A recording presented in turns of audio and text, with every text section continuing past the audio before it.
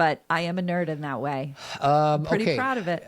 I have some hidden gems. Okay, so Let's go back and forth. well, mine doesn't work that way. You go first, and then I'll do mine. So first of all, there's a moment where Tom Cruise is interrogating, or he's going to start interrogating Jack Nicholson, and he drinks the water and his hand shakes. I don't know if that's a hidden gem, but it's kind of a cool moment, like because he's posturing as if he has his shit together, and he's scared to death. He's totally scared. I love that. Well, and we didn't even talk about that. His whole motivation is that his father was a Supreme Court lawyer. Yeah. Like he argued at the Supreme Court and won. It was like integration, right? Yeah. And so there's a big shadow of his dad. Well, and that's not the only movie that there's a big shadow of Tom Cruise's father. Dude, I mean, Magnolia, Cocktail, Top Gun. Is Cocktail in it? Yeah, doesn't he? His parents are like he has to go make money on his own. I think it's in Days of Thunder. Days of Thunder, So Cold anyways, Trickle. Rain Man, Top Gun, all of them. He always has the shadow. Shadowy this is his dad. At the 56-minute mark, Aaron Sorkin appears as a lawyer in a bar talking to a woman about one of his cases. Rob Reiner couldn't find anybody he liked to play Lance Corporal Dawson, but there was a guy the director felt had the right presence for the role.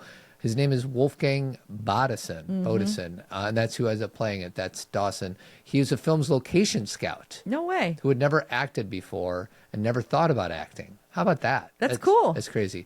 The same year, Jack Nicholson and J.T. Walsh appeared in Hoffa and became very good friends. When Nicholson won his third Oscar, he dedicated it to the memory of Walsh, who passed away months before.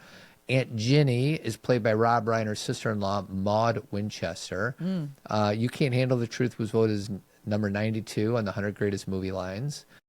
Daniel Kaffee is a lieutenant junior grade. Okay. This is one rank below the previous Navy officer whom he portrayed in Top Gun, Lieutenant Pete Maverick. So in other words, Pete Maverick is one above Kaffee. I wonder how they'd get along. Well, I think they would be friends.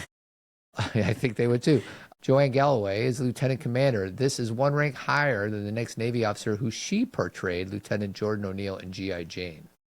And then lastly, Aaron Sorkin's 91 draft film does not end with an iconic shot of Tom Cruise admiring the courtroom one last time. Instead, it ends with Kaffee asking Joe Galloway out on a date, and she instructs him to wear matching socks, exactly what she told him to do before the first day of the trial. Yeah, I'm glad that's not in there. Yeah. The best part is that they actually do the end at the end of the movie, which is very like from the 30s and 40s. And we're going to talk about The Sure Thing next week or sometime soon. And I don't know if I like or don't like the expediency of the end of both of these movies. Now, obviously, like the 25-minute courtroom drama is a long scene, but then all of a sudden it just ends. And I feel like movies these days has a denouement. I don't know if you know what that word, denouement, and that is kind of a slow descent after the climax. So and it just depends on what kind of movie it is. For A Few Good Men, what else do we want to know? Yeah, I don't really care, and I'm glad that it ends there. For like we just did Stranger Things last week. I wanted a long epilogue. I wanted to know how everybody was doing, but I don't need to know that with this movie. And The Sure Thing, well, we'll talk about that next week, but I don't think we need to know a lot because they're so young, and we know it's probably,